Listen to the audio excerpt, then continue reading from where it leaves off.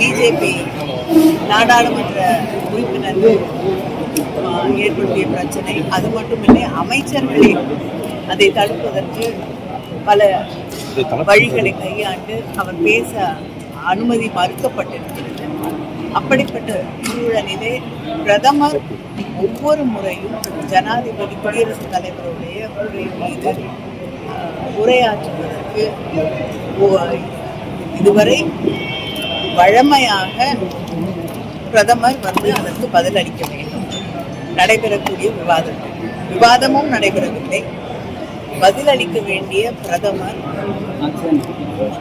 இதை எப்படி நாம் எடுத்துக்கொள்வது என்றே தெரியவில்லை. நாடாளுமன்ற உறுப்பினர்களுக்கு எதிர்கட்சியிலே இருக்கக்கூடிய பெண் நாடாளுமன்ற உறுப்பினர்களால் தாக்கப்படுவார் என்று இந்த நாட்டினுடைய பிரதமர் அவைக்கு வராமல் பதிலளிக்காமல் அந்த தீர்மானம் நிறைவேற்றப்படக்கூடிய ஒரு அவல நிலையை நாடு கண்டுள்ளது.